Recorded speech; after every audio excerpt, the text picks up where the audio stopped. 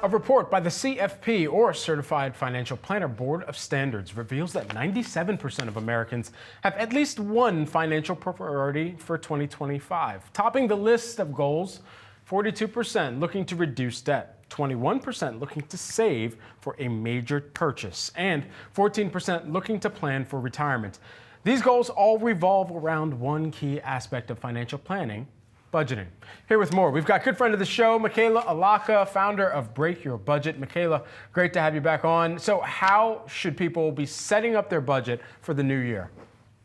Thanks for having me. Yeah, the very first thing that you need to be doing is taking a financial snapshot. And the top of the year is the perfect time to do this. And it's an opportunity for you to really audit your different accounts, understand your paycheck deductions and your cash flow and how much money is flowing in, how much money is flowing out, and also get an idea of your monthly spend for the various categories of your budget.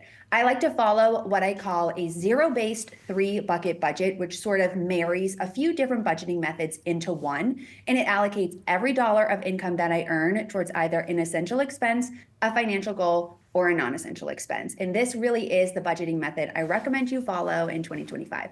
Okay, all right. I'll be real with you here, and perhaps some of our viewers struggle with this too. Once you have a budget, how do you stick to it? Because that's been the challenge.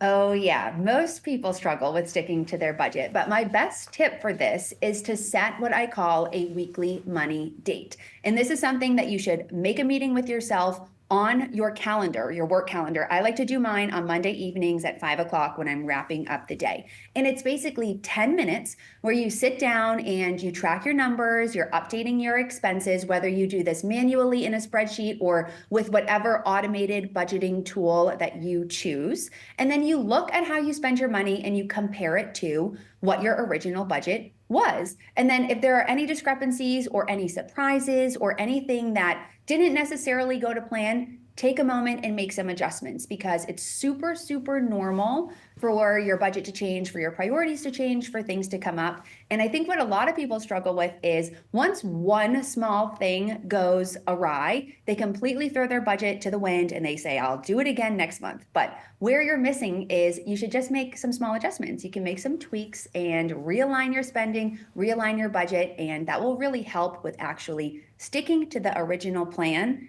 and reaching those goals. So how can people avoid overspending? Yeah, overspending is a big problem. Overconsumption in 2024 was a big problem as well. In the long term, the goal is to figure out what your spending values are. So what are the things that make you feel really good, and what are the areas or categories where you want to cut back on? In the immediate short term, to help you figure out what those spending values are, there are a couple of things that you can do. So first would be to start tracking your expenses, because when you track your expenses, you're drawing awareness to where your money is going and how you actually feel about it. Are there things you're spending your money on that you're super excited about? And then are there things that you're spending your money on that kind of make you feel gross or icky? The second thing you can do is create what I call an impulse list, which is just a list on the Notes app on your phone where if you're scrolling social media or you're out and about and you see something that you want, instead of acting on that impulse, you're just adding it to the list and you're curating a list of things that in the future, maybe when you reach a different goal, you can go out and purchase. And the last quick thing here is to set small, tangible, like reachable goals. So maybe every week your goal could be to have 2 or 3 no spend days, or every week the goal is to put $25 into your high yield savings account. Ultimately, your financial success is a result of your day-to-day actions. So take it one day at a time and make your goals digestible. All right, what do you do when your budgeting goals ultimately tell you, I might need to make a little more. I might need to try to figure out another way to bring in more income here to balance out. How do you go about that calculus?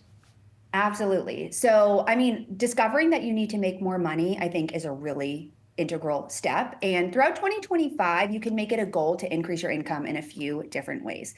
Personally, I think that 2025 is the year of the part-time job, and not in a way where you have to completely overextend yourself, but in a way where you can figure out different opportunities or different paths to explore your interests and hopefully increase your income at the same time. So that's one way. The second way is to figure out if you either need to get a raise or a promotion at work, or if you need to go find a new job. And giving yourself the leeway and the time to navigate that decision is ultimately what is going to indicate your success. Making changes to your income takes time, it takes thought. You have to do some careful planning, but recognizing you need to make more is the first step. So those are a few of the avenues that I would explore if making more money is on your goal list for the new year. Michela, thanks so much for taking the time here with us. A happy new year to you, and look forward to checking back in. Thank you.